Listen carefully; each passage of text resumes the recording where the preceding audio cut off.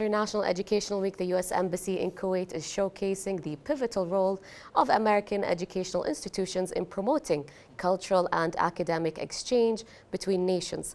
This year's activities include participation in the Kuwait International Book Fair, along with engaging interactive sections with students and experts, underscoring the strong educational partnership between the United States of America and the state of Kuwait. For more insights into the event and its objectives, we're honored to welcome Dr. Farid Abbas Mohammed, Counselor for Public Affairs at the U.S. Embassy in the state of Kuwait, who's with us in the studio. Welcome, Dr. Farid. Thank you for having me, Reem. Thank you for being here. Thank you very much. So my first question to you, what benefits does the United States expect in the increase of Kuwaiti students in its educational institutions? The educational partnership between the U.S. and Kuwait is very important, both for the U.S. and Kuwait. For the U.S., it increases diversity. The Kuwaiti students are cultural ambassadors. They provide a glimpse into the Middle Eastern and Kuwaiti culture to the American society. And of course, in the process, they receive first-rate world education and acquire the critical thinking skills that are needed to succeed in today's global economy. Yeah. How can academic cooperation help address global challenges like climate change and regional tensions?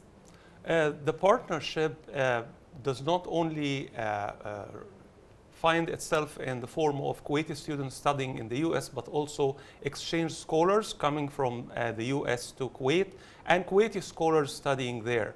We have examples of Kuwaiti scholars who have studied at U.S. universities or completed traineeships there like Dr. Salim Al-Hajraf in renewable energy, Dr. Nader Al-Awadi, who is, I think, a pioneer in hydroponic agriculture, and also in conflict resolution. We have political scientists such as Dr. Muhammad Sabah al-Salim, former Prime Minister, for instance, who graduated from Harvard University, and Dr. Abdullah Shaiji, who is the head of political science at Kuwait University. I think he graduated from University of Texas at Austin. So we have partnership, and this partnership provides scholars here with first-rate education that helps them solve the problems and also deepen the bilateral relations between the two countries. Okay. What message does the U.S. Embassy wish to convey to Kuwaiti educational leaders about building long-term academic partnerships?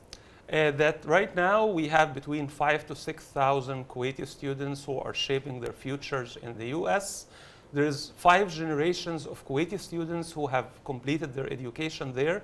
We need to deepen and broaden this partnership. We would like to have more Kuwaiti students. They're enriching our cultural experience in the U.S. and in the process acquiring the needed skills for success in today's economy. So please send us more students. We welcome them.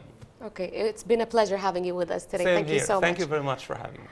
Ladies and gentlemen, that's it. Now we're moving on to business and financial news with Sundus Al Faraj.